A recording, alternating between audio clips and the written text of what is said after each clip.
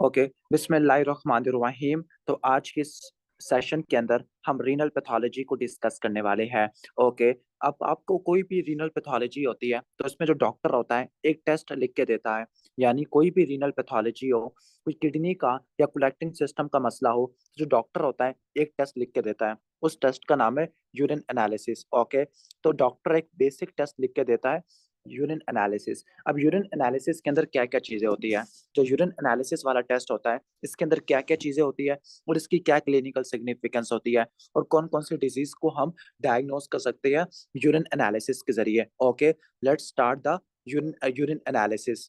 तो जो urine analysis होता है, यूरिन एनालिसिस इसके अंदर बहुत सारी चीजें होती है।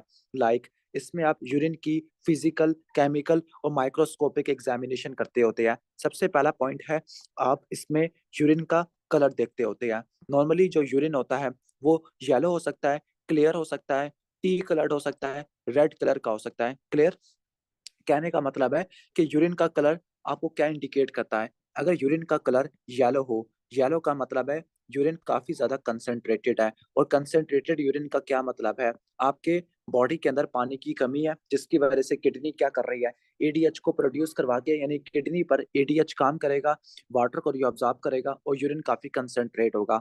अगर आपका यूरिन बिल्कुल क्लियर हो, क्लियर यूरिन का मतलब है कि वो डायलेटेड यूरिन है। और डायलेटेड यूरिन का क्या मतलब है, डायलेटेड यूरिन का मतलब है या तो एडीएच प्रोड्यूस नहीं हो रहा या आपने ज्यादा पानी पी लिया है। इसके अलावा अगर यूरिन का कलर कोला कलर्ड हो या टी कलर्ड हो, यानी टी कलर चाय के कलर जैसा हो, टी कलर हो या कोला कलर हो या फिर रेड हो, इसका मतलब क्या है, उस यूरिन के अंदर ब्लड आ गया है। And the blood in urine is called haematuria. Okay, haematuria, ठीक हो गया, हीमाचूरिया की वजह से देखने को मिलता है। इसके अलावा जो टी कलर्ड या कोला कलर्ड या रेड यूरिन आपको मायोग्लोबिन यूरिया में भी देखने को मिलता है। क्लियर, तो ये सिग्निफिकेंस होती है इसकी यूरिन के कलर की।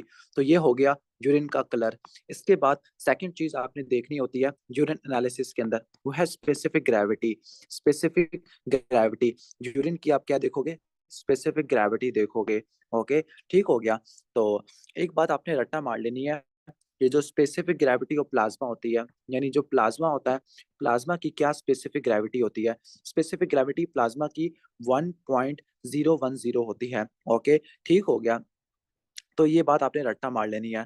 ओके, ठीक हो गया। तो ये आपको चीज देखने को मिलेगा। तो प्लाज्मा की जो है वो इतनी होती है और यूरिन की कितनी होती है, यूरिन की आपको इससे रिलेटिवली ज्यादा देखने को मिलती है। यानी इसका क्या मतलब है, यानी इसका मतलब ये है कि नॉर्मली जो यूरिन होता है it is more concentrated as compare to plasma. जो यूरिन होता है वो प्लाज्मा की निस्बत ज्यादा कंसंट्रेट होता है और उसकी स्पेसिफिक ग्रेविटी प्लाज्मा से ज्यादा होती है। ओके, नॉर्मली आपको ऐसा देखने को मिलता है। लेकिन अगर रीनल फेल्योर हो जाए, अगर रीनल फेल्योर हो जाए, अगर रीनल फेल्योर हो जाए तो उसका मतलब क्या है, अगर किडनी फारिग हो गया है, रीनल फेल हो गया है, तो किडनी क्या नहीं कर पाएगा, किडनी ना ही यूरिन को कंसंट्रेट कर पाएगा ना ही यूरिन को डाइल्यूट कर पाएगा। यानी अगर पेशेंट का रीनल फेल्योर हो गया तो जो यूरिन की और प्लाज्मा की जो स्पेसिफिक ग्रेविटी है वो बराबर हो जाती है। क्लियर, ठीक हो गया। तो इसकी ये सिग्निफिकेंस होती है कि अगर यूरिन की स्पेसिफिक ग्रेविटी प्लाज्मा के बराबर हो जाए, इसका मतलब है किडनी ना ही यूरिन को डाइल्यूट कर रही है ना ही कंसेंट्रेट कर रही है। इसके बाद तीसरा पॉइंट है हमारा, वो है हम पीएच देखते हैं। यूरिन की अब पीएच देखते होते हैं। ओके, ठीक हो गया। अब यूरिन की जो पीएच होती है वो काफी ज्यादा वेरिएबल होती है, प्लाज्मा के ऊपर डिपेंड करती होती है।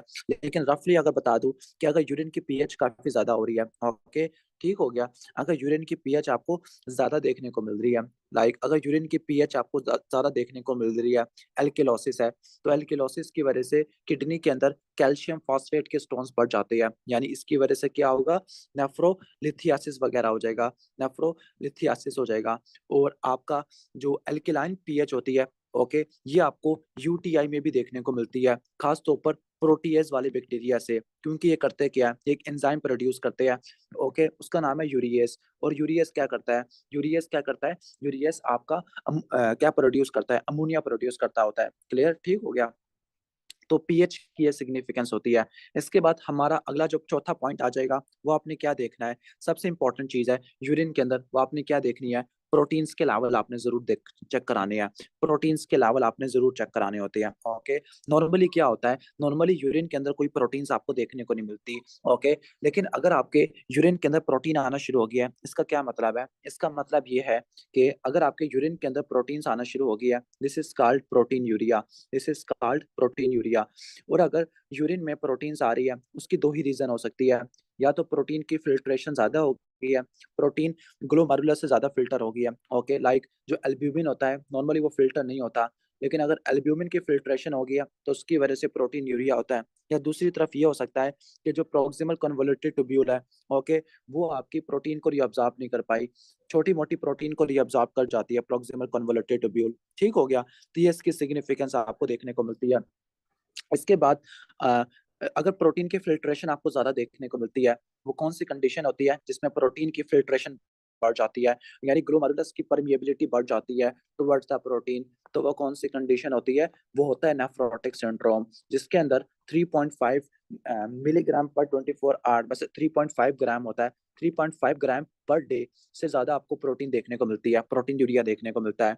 इसके बाद अगला हमारा वेरिएबल है, वो है हमारा ग्लूकोज। नॉर्मली ऐसा क्या होता है, नॉर्मली जो आपका यूरिन के अंदर ग्लूकोज नहीं आता, क्योंकि प्रोक्सिमल कन्वोल्यूटेड ट्यूब्यूल 100% एब्जॉर्ब कर जाती है। ओके, ठीक हो गया, लेकिन अगर यूरिन के अंदर ग्लूकोज आ रहा है तो उसको बोलते हैं ग्लाइकोस यूरिया।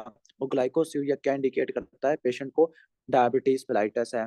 इसके बाद अगला पैरामीटर है हमारा, वो है कीटोन्स।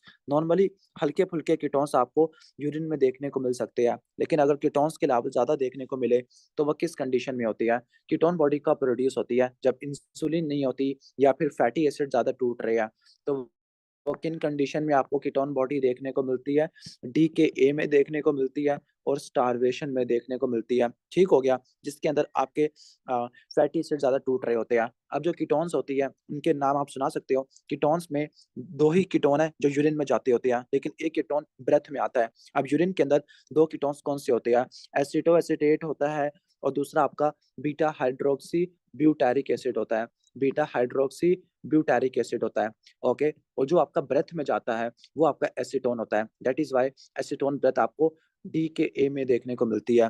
इसके बाद नेक्स्ट हेडिंग है बिलिरुबिन। ओके, नेक्स्ट हेडिंग है बिलिरुबिन। ओके, नॉर्मली यूरिन क्या होता है, यूरिन क्या है, वाटर है, वो वाटर में से पोलर चीजें ही आ सकती होती है। ओके, लेकिन अगर क्या हो, अगर आपके ब्लड में कंजुगेटेड बिलिरुबिन का लेवल ज्यादा है, क्योंकि जो अनकंजुगेटेड बिलिरुबिन है जिसको इनडायरेक्ट बिलिरुबिन कहते हैं, वो यूरिन में नहीं आ सकता क्योंकि नॉन पोलर है। लेकिन अगर आपका कॉन्जुगेटेड बिलिरुबिन का लेवल ज्यादा है तो उस केस में वो यूरिन के अंदर आना शुरू हो जाएगा। और कॉन्जुगेटेड बिलिरुबिन कब बढ़ता है, जब लीवर के डिजीज होते हैं, लाइक हेपेटाइटिस हो गया, या फिर गाल ब्लैडर के डिजीज होते हैं, लाइक गाल स्टोन है, उस केस में देखने को मिलता है। इसके बाद हम नेक्स्ट आगे चलते हैं, अगला है आपका यूरोबिलोनाजन।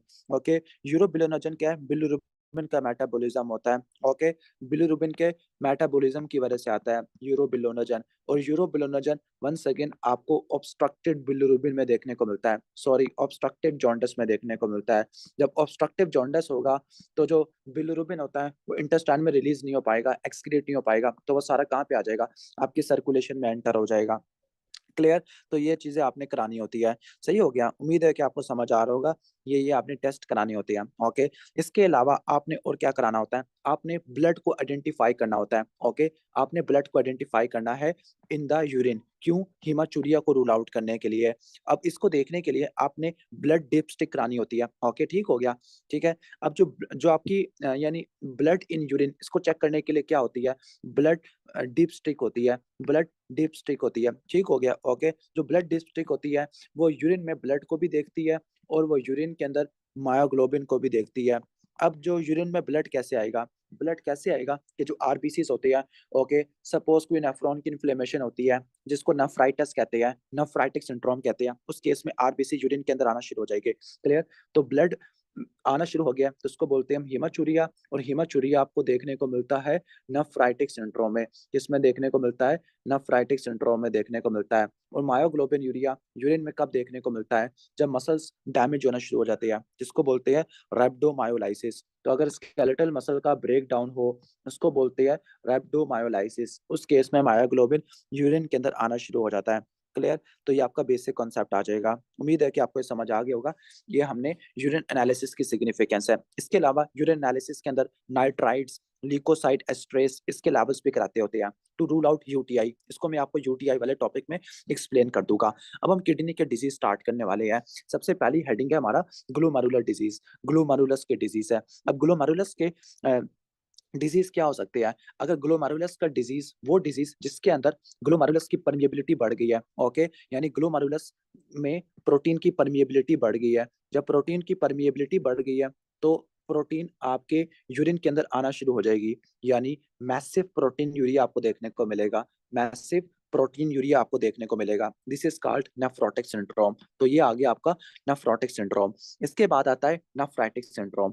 नेफ्राइटिक सिंड्रोम में क्या होता है? नेफ्राइटिक सिंड्रोम के अंदर आपको क्या होता है, जो आरबीसीज होते हैं और कुछ प्रोटीन होती है वो ग्लोमेरुलस में पास करना शुरू कर देती है। जो आरबीसीज होती है और प्रोटीन्स होती है, ओके, प्रोटीन्स रिलेटिवली कम होती है लेकिन आरबीसी ज्यादा पास करना शुरू कर जाते हैं ड्यू टू इन्फ्लेमेशन।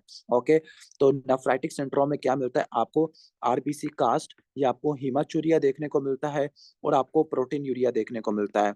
लेकिन जो नेफ्रोटिक सिंड्रोम है उसमें मैसिव प्रोटीन यूरिया होता है। मैसिव का मतलब है 3.5 ग्राम पर डे से ज्यादा होगा, जबकि protein urea in case of nephritic syndrome वो 3.5 ग्राम पर डे से रिलेटिवली कम आपको देखने को मिलता होता है। ठीक हो गया? ओके, तो मैं 3.5 ग्राम लिखूंगा या फिर मैं इसको +3 भी लिख सकता हूँ on the urine dipstick. Urine dipstick के अंदर +3 का मतलब है 3.5 से ज्यादा देखने को मिल रही है। ठीक हो गया?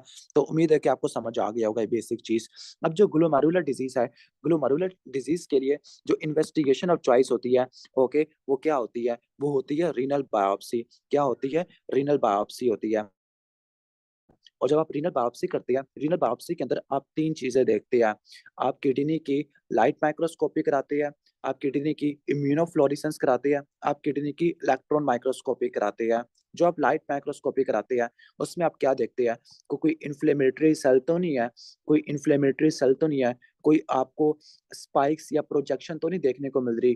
ठीक हो गया? इम्यूनोफ्लोरेसेंस के अंदर आप क्या देखते हैं? इम्यूनोफ्लोरेसेंस के अंदर आप एंटीजन एंटीबॉडी कॉम्प्लेक्स देखते होते हैं। एंटीजन एंटीबॉडी कॉम्प्लेक्स देखते होते हैं और इसके 2 पैटर्न होते हैं इम्यूनोफ्लोरेसेंस के।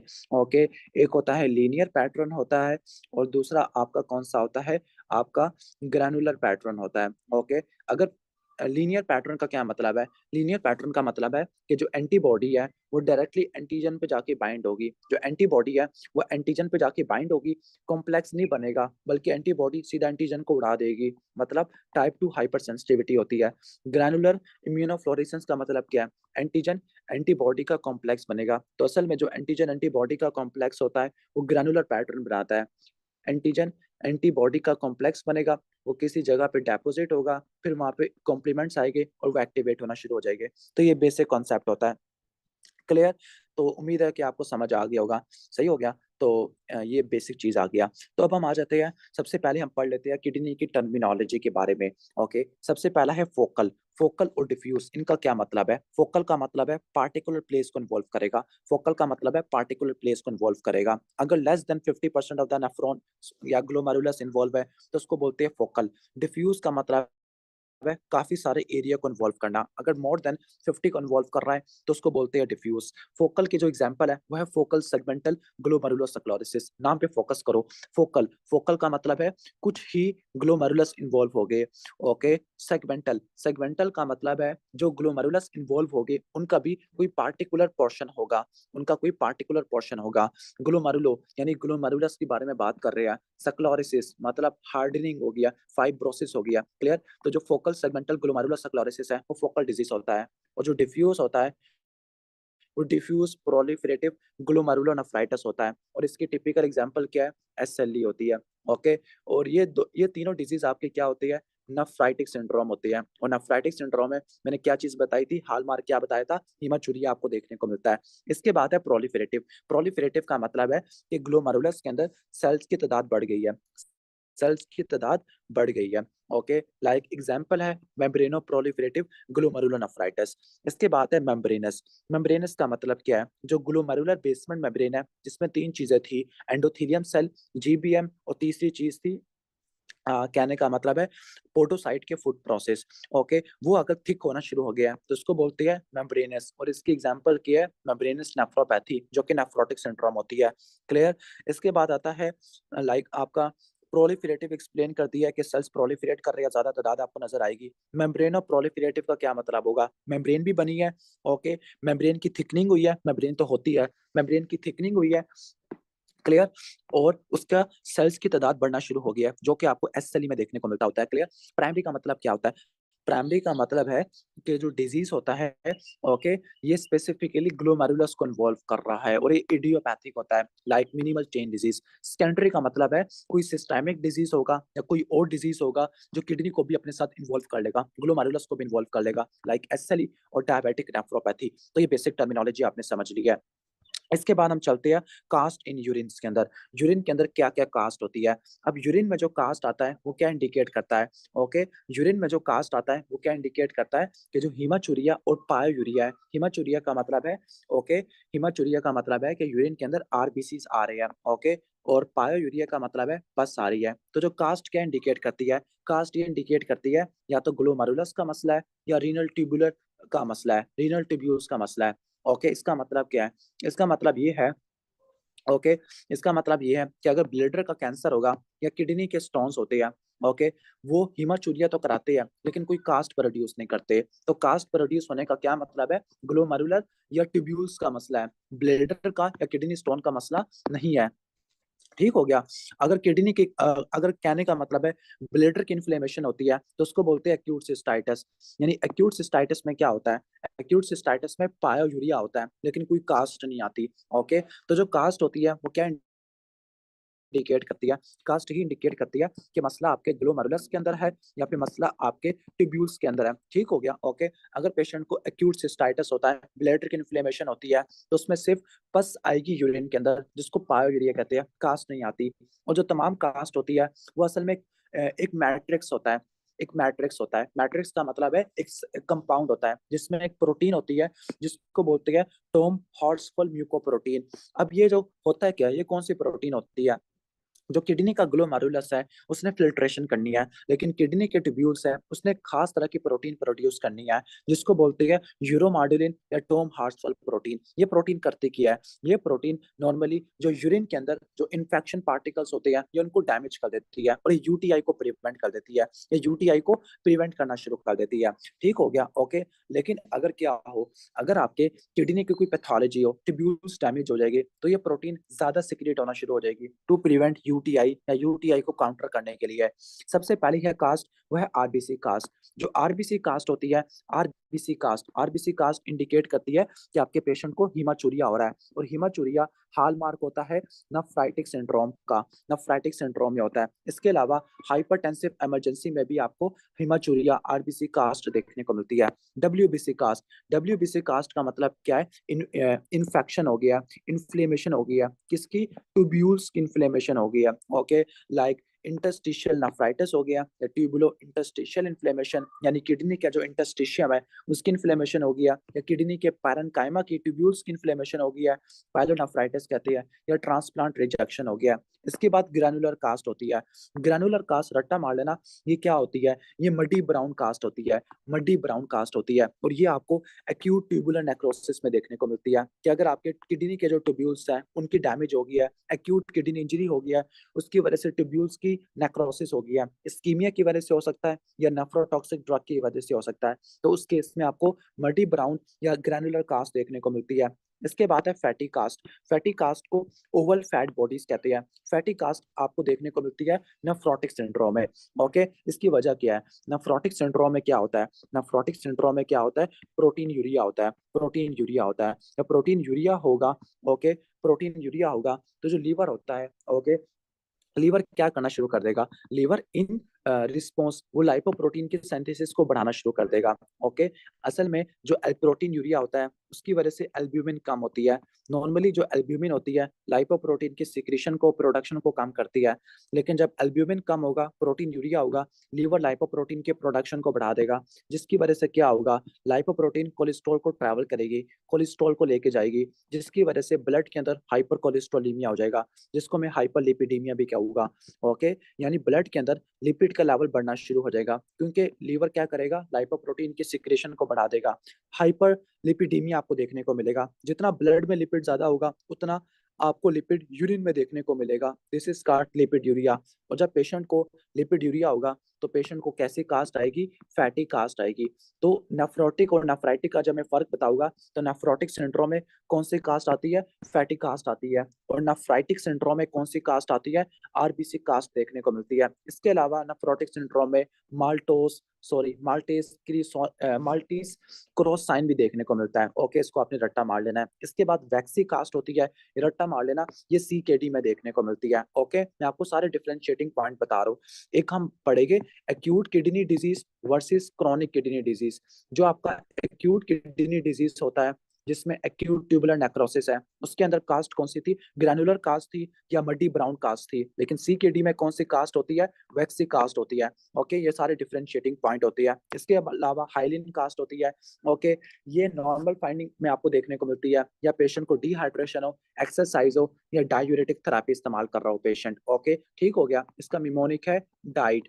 डी आई से डायूरेटिक बन गया, ई से एक्सरसाइज और डी से डिहाइड्रेशन। इसमें हाइलिन कास्ट देखने को मिलती है।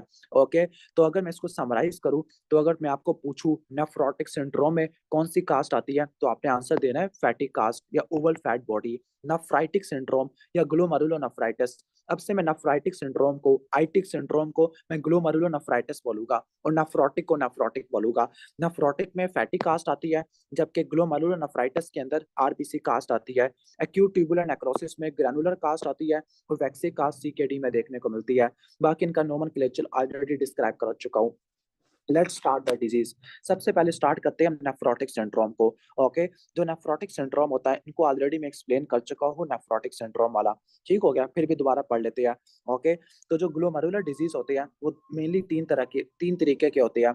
नेफ्रोटिक सिंड्रोम अगर वो हीमाचूरिया हाइपरटेंशन कराते हैं, नेफ्रोटिक सिंड्रोम अगर वो मैसिव प्रोटीन यूरिया कराते हैं, और इसके अलावा मिक्स इनके होते हैं। ओके, ठीक हो गया। तो एक चीज आपको बता दूं, अगर आपके पास कोई पेशेंट आता है जिसको क्या होती है, ओके, जिसको फेशियल पफिनेस होती है या पैरी और बाइटल एडिमा होता है। अगर एक पेशेंट आपके पास आता है जिसको फेशियल पफिनेस है या पैरी और बाइटल एडिमा है, इसका मतलब है उसको कोई रीनल पैथोलॉजी है। ओके, यानी अगर किडनी का डिजीज होता है, किडनी फेल होती है या किडनी काम नहीं कर रही सही से, तो इस केस में आपको फेशियल पफिनेस या फिर पैरी और बाइटल एडिमा देखने को मिलता है।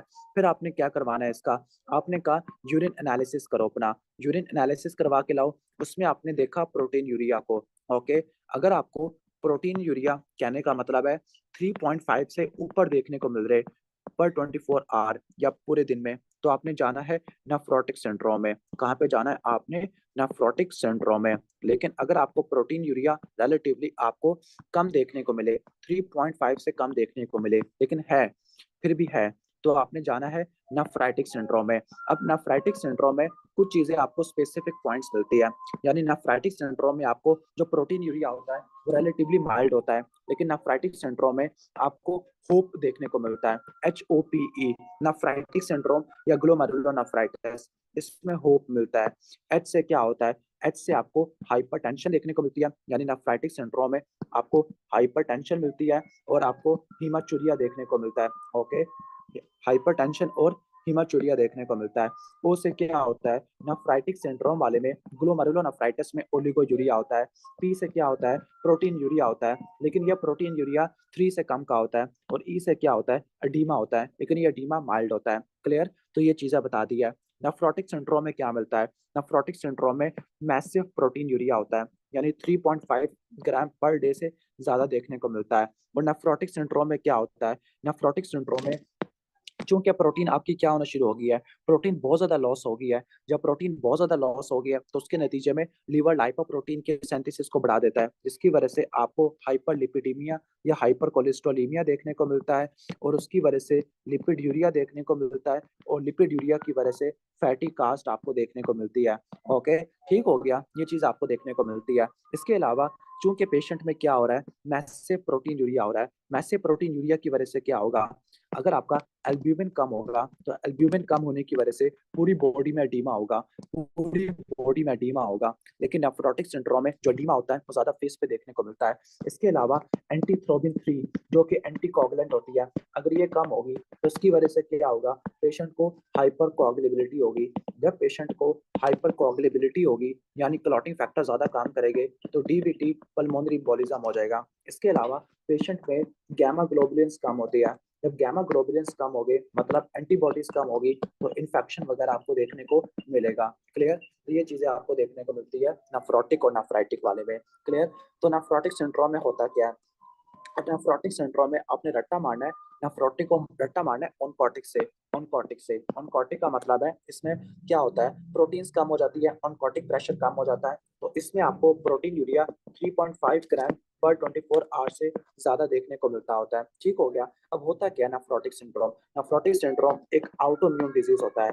आउटोइम्यून डिजीज होता है, आउटोइम्यून डिजीज क्या करेगा आपको, ओके, जो आपके आउटोइम्यून डिजीज होता है आपके इम्यून सेल्स को एक्टिवेट कर देता है। जो इम्यून सेल्स होते हैं वो क्या प्रोड्यूस करते हैं, वो साइटोकाइंस प्रोड्यूस करते हैं। वो साइटोकाइंस क्या करेंगे, वो साइटोकाइंस आपके पोडोसाइट को डैमेज करेंगे, नंबर वन।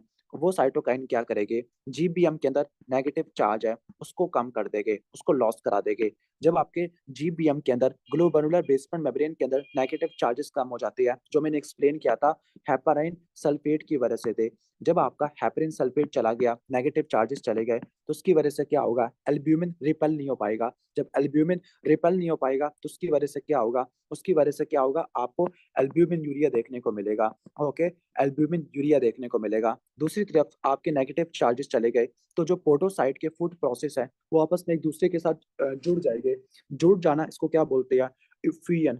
फ्यूजन या इसको बोलते हो इफेसमेंट, यानी नेगेटिव चार्जेस नहीं थे। जब नेगेटिव चार्जेस नहीं थे तो पोडोसाइट के फूड प्रोसेस थे वो आपस में एक दूसरे से जुड़ गए, तो इसकी वजह से आपको क्या देखने को मिलता है, ओके, फाइनली आपको जो चार्ज बैरियर है वो इम्पेयर्ड हो गया और प्रोटीन यूरिया देखने को मिलता है। जब प्रोटीन यूरिया होगा तो एल्ब्यूमिन का लेवल कम हो जाएगा। जब एल्ब्यूमिन का लेवल कम हो जाएगा तो उसकी वजह से क्या होगा, ऑनकोटिक प्रेशर कम हो जाएगा। जब ऑनकोटिक प्रेशर कम हो जाएगा तो उसकी वजह से आपको क्या मिलेगा, आपको एडीमा वगैरह देखने को मिलेगा। ओके, एडीमा देखने को मिलेगा। और एडीमा का क्या मतलब है, सारा जो प्लाज्मा का वॉल्यूम है वो कहाँ चला गया, इंटरस्टिशियम में चला गया। तो जो आपका रीनल परफियन प्रेशर है, ओके, रीनल परफियन प्रेशर है वो कम हो जाएगा। जब रीनल परफियन प्रेशर कम हो जाएगा तो रेनिन एंजियोटेंसिन अल्डोस्टेरोन सिस्टम एक्टिवेट होगा। वो क्या करेगा, सोडियम और वाटर की रिटेंशन करेगा। जब वो सोडियम और वाटर की रिटेंशन करेगा तो मजीद एडीमा हो जाएगा और ये साइकिल चलता रहेगा। क्लियर, तो उम्मीद है कि आपको समझ आ गया होगा। अब जो लीवर क्या करना शुरू कर देता है, लीवर इसको कंपनसेट करने के लिए क्या करना शुरू कर देता है, ओके, लीवर लाइपोजेनेसिस को बढ़ा देता होता है। तो हम इसको पढ़ लेते हैं, लीवर लाइपोजेनेसिस को बढ़ा देता है, हिस्टोलीमिया की वजह से फैटी कास्ट होगा। और फैटी कास्ट में कौन सा साइन होता है, फैटी कास्ट में आपको माल्टीज क्रॉस साइन देखने को मिलता है, ये माइक्रोस्कोपी फाइंडिंग होती है। क्लियर, तो ये चीज आपको देखने को मिलती होती है। इसके अलावा आपका यूरिन के अंदर एंटीथ्रोबिन 3 चला जाता होता है, ओके, जिसकी वजह से और आपको हाइपर कोagulability देखने को मिलती है। तो नेफ्रोटिक सिंड्रोम में मैसिव प्रोटीन यूरिया होता है 3.5 से ज्यादा होता है, एडीमा होगा, हाइपोएल्ब्यूमिनीमिया होता है, जिसकी नतीजे में लीवर क्या करेगा, लाइपोजेनेसिस को बढ़ा देगा, फैट्स की सिंथेसिस को बढ़ा देगा, एपोलाइपोप्रोटीन के सिंथेसिस को बढ़ा देगा, जिसकी वजह से हाइपर कोलेस्ट्रोलीमिया होगा। हाइपर कोलेस्ट्रोलीमिया की वजह से हाइपरलिपिडीमिया होगा। हाइपरलिपिडीमिया की वजह से लिपिड यूरिया होगा। लिपिड यूरिया की वजह से लिपिड्स यूरिन में जाएंगे, फ्रॉथी यूरिन होगा, फैटी कास्ट होता है। इसके अलावा हाइपर कोagulable स्टेट होती है ड्यू टू एंटीथ्रोबिन 3 जा रहा है यूरिन के अंदर और इन्फेक्शन बढ़ना शुरू हो जाते हैं। क्लियर, तो उम्मीद है कि आपको समझ आ गया होगा। अब ये जो आपका नेफ्रोटिक सिंड्रोम है ये प्राइमरी भी हो सकता है, ये सेकेंडरी भी हो सकता है। ओके, प्राइमरी भी हो सकता है और सेकेंडरी भी हो सकता है। ठीक हो गया। जो प्राइमरी होता है वो डायरेक्ट पोडोसाइट के डैमेज होने की वजह से होता है, और सेकेंडरी कोई सिस्टेमिक डिजीज की वजह से आपको देखने को मिलता होता है। क्लियर? ठीक हो गया। ओके। सबसे पहला है फोकल सेगमेंटल ग्लोमेरुलर स्क्लेरोसिस। ये भी प्राइमरी या सेकेंडरी हो सकता है। Minimal chain disease. ओके। अब जो नेफ्रोटिक सिंड्रोम है उसका निमोनिक होता है F M mat. F M mat. Okay. F से क्या होता है? एफ से आपका फोकल सेगमेंटल ग्लोमेरुलर स्क्लेरोसिस है। एम से मिनिमल चेंज डिजीज आ जाएगा। ओके। एम से मेम्ब्रेनस नेफ्रोपैथी या ग्लोमेरुलोनेफ्राइटिस वगैरह भी कहते हैं। ए से अमाइलाइडोसिस। ओके। अमाइलाइडोसिस। इसके बाद डी से क्या होता है? डायबिटिक नेफ्रोपैथी, वो भी इसी कैटेगरी से बिलोंग करती है। क्लियर? ठीक हो गया। तो उम्मीद है कि समझ आ गया होगा। इसमें से जो अमाइलाइडोसिस है और डायबिटिक नेफ्रोपैथी है ये सेकेंडरी होती है, बाकी प्राइमरी या सेकेंडरी आपको देखने को मिल सकते होते हैं। क्लियर? उम्मीद है कि समझ आ गया होगा। इसके बाद है नेफ्राइटिक सिंड्रोम।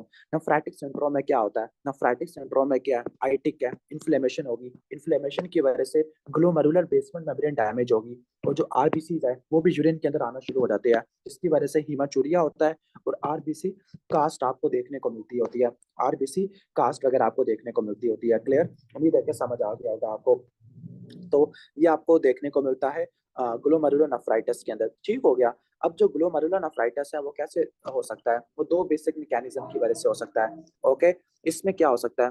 इसमें जो एंटीबॉडीज है वो डायरेक्टली आपके बेसमेंट मेम्ब्रेन पे जाके अटैच करेगी, या एंटीजन एंटीबॉडी का कॉम्प्लेक्स बनेगा। ओके। ठीक हो गया। यानी ये कैसे हो सकता है? जो एंटीबॉडीज है, ओके, एंटीबॉडीज डायरेक्टली आपके जीबीएम पे बनेगी, या फिर एंटीजन एंटीबॉडी का कॉम्प्लेक्स वो जीबीएम पे डेपोजिट होगा। ओके।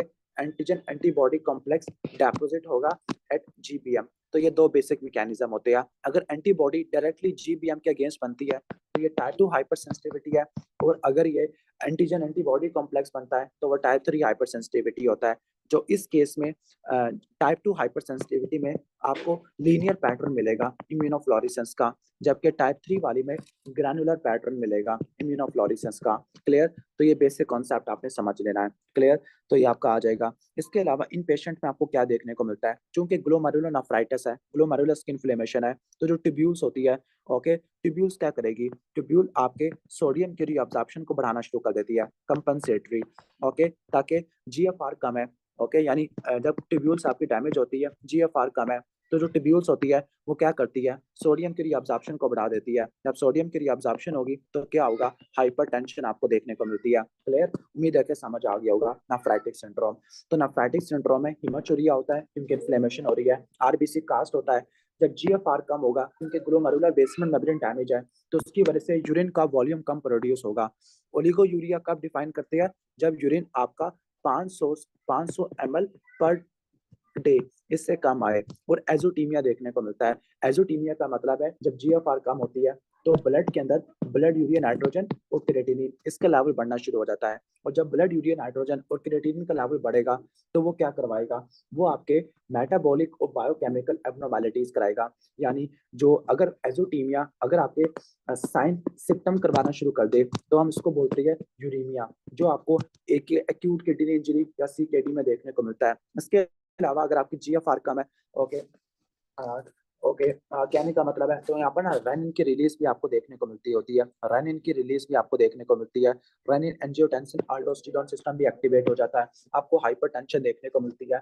ओके। क्यों? क्योंकि जीएफआर कम है, सोडियम की रीअब्जॉर्प्शन को बढ़ा देती है ट्यूब्यूल्स, कंपनसेटरी। लेकिन जो प्रोटीन यूरिया होता है वो थोड़ा माइल्ड होता है, 3.5 से कम होता है। ओके।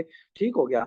अब इसके बेसिक मैकेनिज्म को पढ़ लेते हैं। ये इन्फेक्शन की वजह से हो सकता है, जिसको बोलते हैं पोस्ट स्ट्रेप्टोकोकल ग्लोमेरुलोनेफ्राइटिस, या फिर ये आईजीए नेफ्रोपैथी की वजह से हो सकता है। Let me explain the basic concept. Okay. ठीक हो गया। अब एक पेशेंट है, एक पेशेंट को क्या थ्रोट का इन्फेक्शन हुआ है, एक पेशेंट को थ्रोट का इन्फेक्शन हुआ है। थ्रोट के इन्फेक्शन के बाद, ओके, थ्रोट के इन्फेक्शन के बाद क्या हुआ है? उसको हीमाचूरिया हुआ है। ओके। थ्रोट के इन्फेक्शन के बाद उसको क्या होना शुरू हो गया है? हीमाचूरिया हो गया है। आपने टाइम फ्रेम को देखना है। अगर ये हीमाचूरिया 1 से लेकर 4 हफ्तों के बाद डेवलप हुआ था तो वो पोस्ट स्ट्रेप्टोकोकल ग्लोमेरुलोनेफ्राइटिस होता है। अगर ये 1 से लेकर 4 दिन के अंदर डेवलप हुआ था तो वो आईजीए नेफ्रोपैथी होता है। ओके, ठीक हो गया। तो जो आईजी नेफ्रोपैथी या फिर पोस्ट स्ट्रेप्टोकोकल ग्लोमेरुलोनेफ्राइटिस ये कोई इनिशियल इन्फेक्शन से प्रेसिपिटेट होती है। लेकिन अगर इंटरवल 1 से लेकर 4 हो तो पोस्ट स्ट्रेप्टोकोकल ग्लोमेरुलोनेफ्राइटिस में जाना है। अगर ये इंटरवल 1 से लेकर 4 दिन का हो तो आईजीए नेफ्रोपैथी में जाना है। ओके, पोस्ट स्ट्रेप्टोकोकल ग्लोमेरुलोनेफ्राइटिस के अंदर कॉम्प्लीमेंट्स आपके डिक्रीज़ हो जाते हैं, नॉर्मल नहीं होते। ओके, कॉम्प्लीमेंट्स आपकी क्या हो जाती है? डिक्रीज़ हो जाती है। ओके, कॉम्प्लीमेंट्स आपकी डिक्रीज़ हो जाती है। लेकिन आईजीए नेफ्रोपैथी में कॉम्प्लीमेंट्स लेवल नॉर्मल आपको देखने को मिलती है। ठीक हो गया। इसके अलावा गुड पास्चर सिंड्रोम है। गुड पास्चर सिंड्रोम में क्या होता है? ओके, को जो बेसमेंट मेम्ब्रेन के अंदर टाइप 4 कोलेजन है, उसके खिलाफ एंटीबॉडीज़ बनना शुरू हो जाती है। एलपोर्ट सिंड्रोम, इसमें आपको भी कोलेजन टाइप 4 का मसला देखने को मिलता है। गुड पास्चर सिंड्रोम में हेमोप्टासिस भी देखने को मिलती है और मेम्ब्रेनो प्रोलिफरेटिव ग्लोमेरुलोनेफ्राइटिस होता है। इसके बाद आपका नेफ्राइटिक और नेफ्रोटिक सिंड्रोम है, जो मिक्स्ड होता है। मिक्स्ड केस में क्या होता है, जीबीएम इतना ज़्यादा डैमेज हो जाती है कि आरबीसी के साथ प्रोटीन भी आना शुरू हो जाती है। ओके, तो इसमें आपको जो प्रोटीन यूरिया होता है, वो नेफ्रोटिक रेंज का होता है, लेकिन फीचर नेफ्राइटिक सिंड्रोम वाली होती है। कौन से थे? होप, ओके, हाइपरटेंशन, हाइपरटेंशन था, हीमाचूरिया था, ओके, ओ से ओलिगोयूरिया था, पी से प्रोटीन यूरिया आ गया, जो कि नेफ्रोटिक वाला होगा और एडीमा देखने को मिलता है। ओके, अब इसके जो मोस्ट कॉमन काज है वो डिफ्यूज प्रोलिफरेटिव ग्लोमेरुलोनेफ्राइटिस है, जो एसएलई की वजह से होता है, और मेम्ब्रेनो प्रोलिफरेटिव ग्लोमेरुलोनेफ्राइटिस। ओके, ये आपके नेफ्रोटिक और नेफ्राइटिक दोनों करवा सकते होते हैं। क्लियर? तो ये बेसिक कॉन्सेप्ट आ जाएगा। ओके, तो अभी थोड़ी अजानें हो रही हैं, तो अजानें सुनने के बाद हम नेफ्राइटिक सिंड्रोम स्टार्ट करेंगे। नेफ्राइटिक सिंड्रोम, ठीक हो गया। तो उम्मीद है कि आपको समझ आ रहा होगा। नेफ्राइटिक सिंड्रोम और नेफ्रोटिक सिंड्रोम स्टार्ट करते हैं।